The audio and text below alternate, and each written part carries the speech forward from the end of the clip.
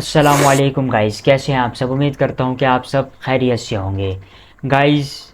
जी हाँ, आज के इस ट्यूटोरियल में हम CSS से रिलेटेड बात करने वाले हैं। और गाइस, CSS से रिलेटेड बात करने से पहले मैं आपको यही कहूँगा कि चैनल को सब्सक्राइब, वीडियो को लाइक और बेल आइकन को प्रेस करना मत भूलिएगा। और ऑल नोटिफिकेशन पर क्लिक कर दीजिएगा ताकि वेब डेवलपमेंट से रिलेटेड आपको आने वाली हर अपडेट आपको मिलती रहे और हमारी मुलाकात यूट्यूब पे होती रहे।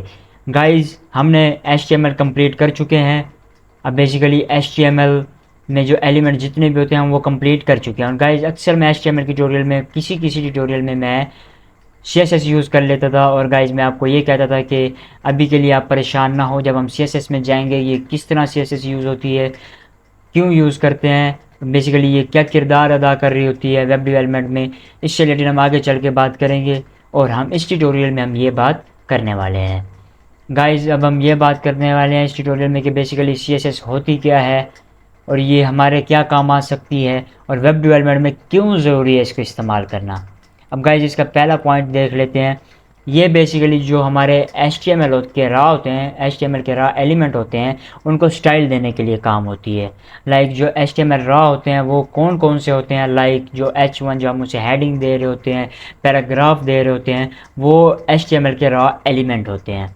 गाइज, हम उसको कह रहे होते हैं कि जो हमारा हेड है इसको हम लेफ़्ट पे शो करना चाहते हैं, सेंटर पे शो करना चाहते हैं, राइट पे शो करना चाहते हैं, इसका बैकग्राउंड कलर शो करना चाहते हैं, या इसके फ़ॉन्ट वगैरह चेंज करना चाहते हैं। गाइज, हमने इटैलिक यूज़ के लिए हमने आई टैग यूज़ किया था। हमने कहा था कि मैंने CSS के ज़रिए भी हम इसका फ़ॉन्ट चेंज कर सकते हैं।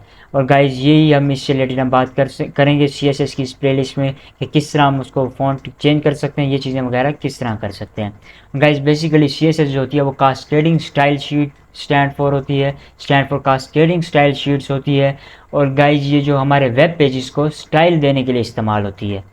ये हमारे वेब पेजेस को स्टाइल देती है। स्टाइल देने से मुराद ये है कि अब वेब डेवलपमेंट में, लाइक अब एक एग्जांपल ले लें, हम जब कॉलेज में जाते हैं तो हमारी ड्रेसिंग इस तरह की होनी चाहिए, जब हम यूनिवर्सिटी में जाते हैं तो हमारी मेचोरिटी वाली ड्रेस होनी चाहिए। लाइक इसी तरह हमारी वेब पेजेस में भी, लाइक हम अगर वो कंप्यूटर की स्क्रीन पर शो हो रहे हैं किस तरह शो होना चाहिए, इमेज किस तरह शो होनी चाहिए, लाइन बाय लाइन शो होनी चाहिए, किस तरह शो होनी चाहिए। अब हम मोबाइल पे वही वेबसाइट चला रहे हैं तो उस पर किस तरह शो होनी चाहिए, अगर हम बड़ी LCD पे चला रहे हैं तो उस पर किस तरह वेबसाइट होनी चाहिए, वो स्टाइल वगैरह देती है। उन एलिमेंट की स्टाइलिंग वगैरह जो होती है वो एडजस्टमेंट करती है।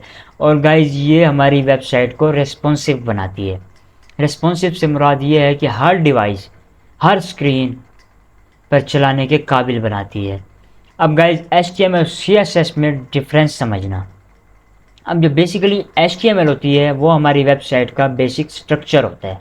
बेसिक स्ट्रक्चर से मुराद ये हमने हेडिंग लिखा, पैराग्राफ लिखा, इमेज डाली, हर एक चीज़ हमने दे दी। लेकिन हमने वो जब हम उसको डाल रहे होते हैं, लाइक हमने हेडिंग दी, पैराग्राफ दिया, इमेज दी, हर चीज़ उससे नीचे नीचे शो हो रही होती है। गाइज, हम चाहते हैं कि हेडिंग यहाँ पे उससे थोड़ा सा आगे पैराग्राफ स्टार्ट और पैराग्राफ से आगे ही इमेज आए। गाइज, उसके लिए हम CSS यूज़ करते हैं। CSS बेसिकली डिज़ाइन के लिए यूज़ होती है।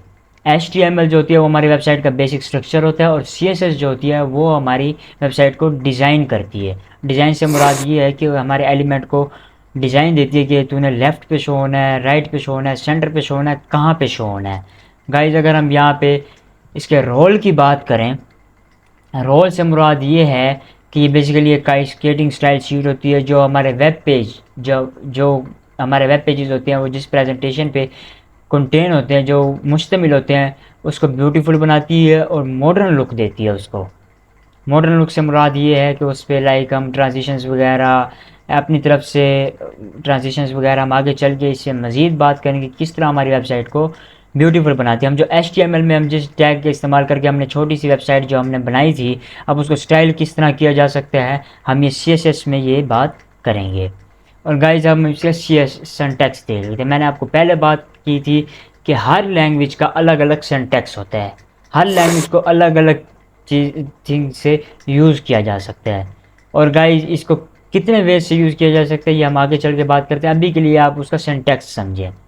सिंटैक्स से मुराद ये है, लाइक गाइज, आप इमेज देख के समझ तो गए होंगे लेकिन मैं फिर भी आपको मज़ीद समझा देता हूँ कि गाइज, हम चाहते हैं जो पैराग्राफ हमने जो अपनी उसमें ऐड किया है हम उसको कलर दे दें ब्लू।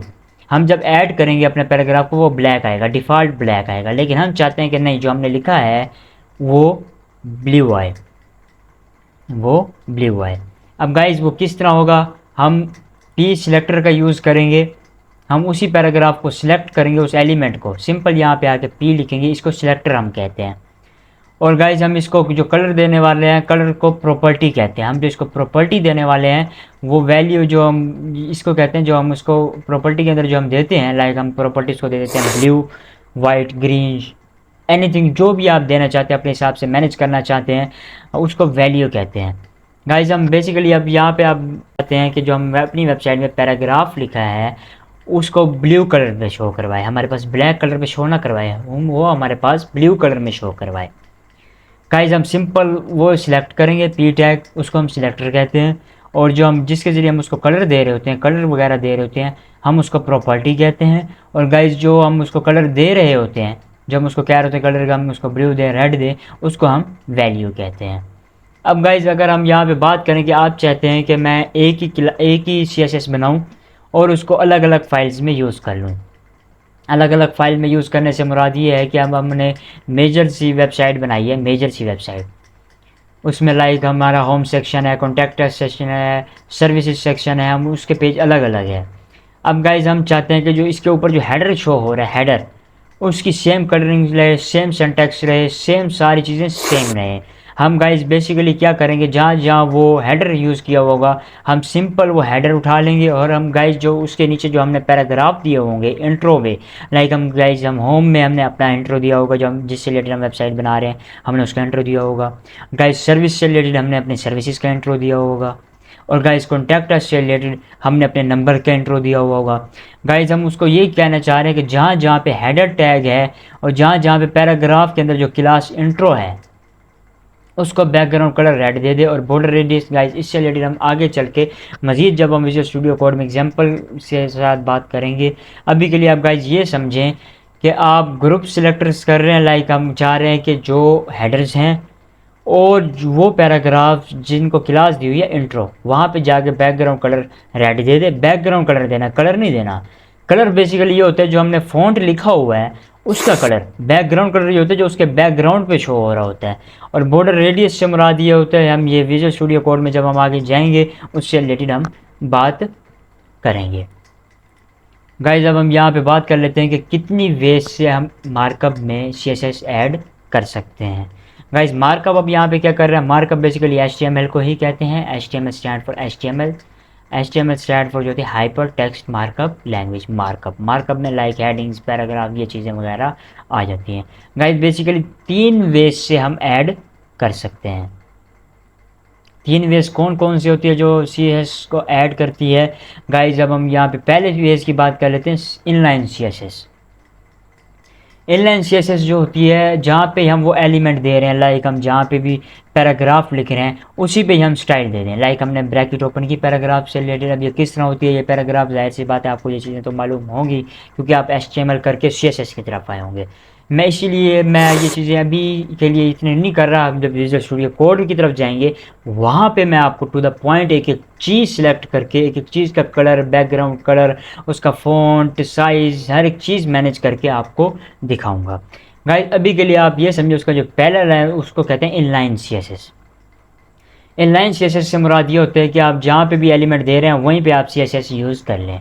लाइक हम पैराग्राफ हम जहाँ पे दे रहे हैं, हमने ब्रैकेट ओपन की, पी लिखा, हम उसको साथ ही स्टाइल एट्रीब्यूट यूज़ करते हुए हम जो भी कलर वगैरह, बैकग्राउंड कलर वगैरह दे रहे होते हैं वो हम दे सकते हैं। हम किस तरह देंगे ये विजुअल स्टूडियो कोड में चल के आने वाले ट्यूटोरियल्स में हम बात करेंगे। गाइज लेकिन यहाँ पे एक बात याद रखना, हमें यहाँ पे पी टैग के साथ स्टाइल एट्रीब्यूट यूज़ करना पड़ेगा, पी एलिमेंट के साथ।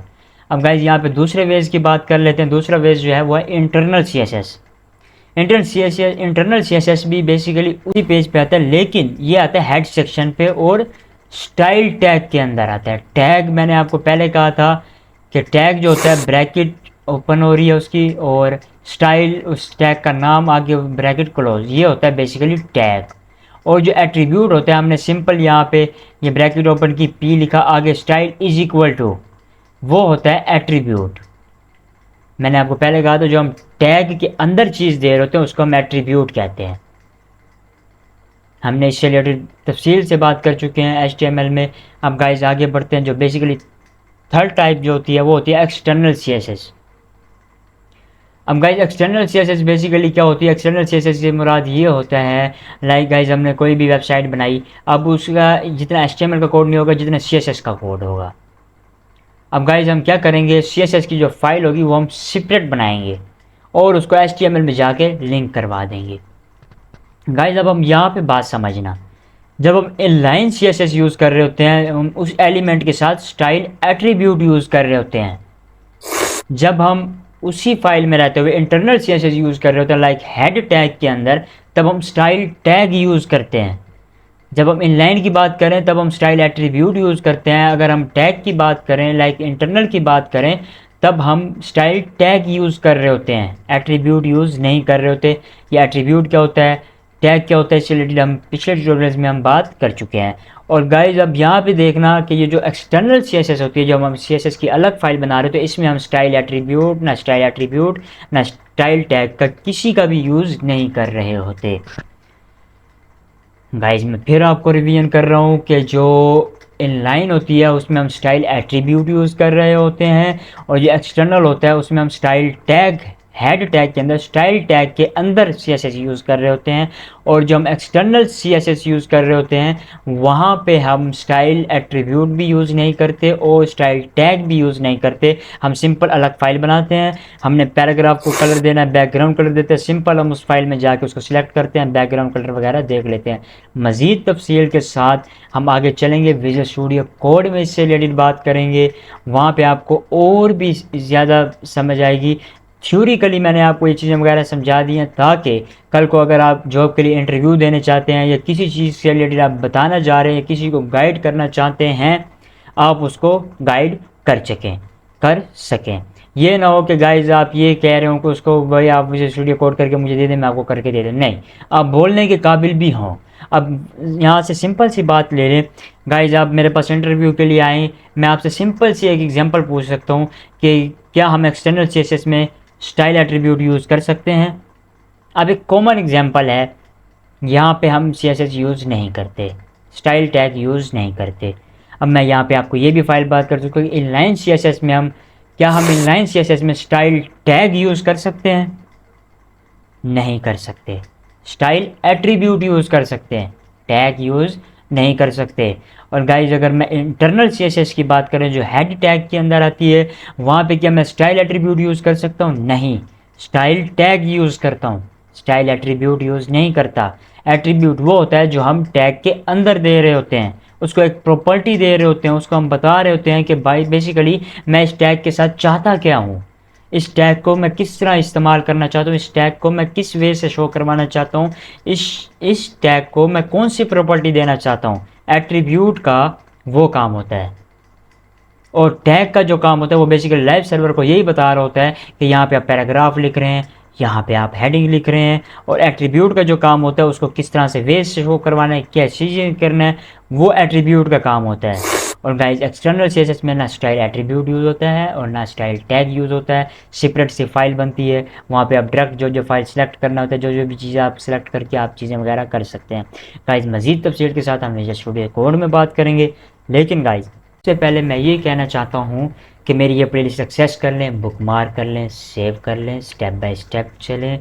अब गाइज बहुत सारे लोग मेरे ट्यूटोरियल 5 में हेडिंग्स पैराग्राफ में आके नीचे कमेंट में आकर मुझसे सवाल कर रहे होते हैं, क्वेश्चन कर रहे होते हैं, भाई आपने हेडिंग पैराग्राफ से ये ट्यूटोरियल स्टार्ट किए हैं, आपने इंट्रोडक्शन क्यों नहीं यूज़ किया, आपने इंस्टॉलिंग विजुअल स्टूडियो कोड क्यों नहीं बताया, आपने हेड टाइटल क्यों नहीं बताया। भाई मेरे भाइयों, आप टाइटल तो पढ़ो वीडियो का, मैंने वहाँ पे लिखा वेब डेवलपमेंट ट्यूटोरियल नंबर 5। और मैं हर वीडियो में ये मेरे बोलने का मकसद ये होता है ताकि आपको मालूम हो जाए कि मैंने ये सारे ट्यूटोरियल मैंने एक प्लेलिस्ट में डाला हुआ है। और गाइस ये प्लेलिस्ट एक्सेस कर लें, बुकमार्क कर लें, सेव कर लें, ताकि आने वाली अपडेट आपको मिलती रहे। और गाइस वीडियो को लाइक, चैनल को सब्सक्राइब कर लें ताकि आने वाली अपडेट आपको मिलती रहे। और गाइस जो वेब डेवलपमेंट पे ऑलरेडी काम कर रहे हैं वो भी ये प्लेलिस्ट सक्सेस कर लें, सेव कर लें। मैं श्योरिटी के साथ कह सकता हूँ आपको यहाँ से नई चीज़ें सीखने को मिलेंगी। गाइस बेल आइकन को प्रेस करना और ऑल नोटिफिकेशन को दबाना मत भूलिएगा ताकि हमारी मुलाकात यूट्यूब पे होती रहे और वेब डेवलपमेंट से रिलेटेड मैं आपको गाइड करता रहूँ। मिलते हैं नेक्स्ट ट्यूटोरियल में, तब तक के लिए चैनल को सब्सक्राइब, वीडियो को लाइक कर दीजिए। अल्लाह हाफिज़। Thanks for watching.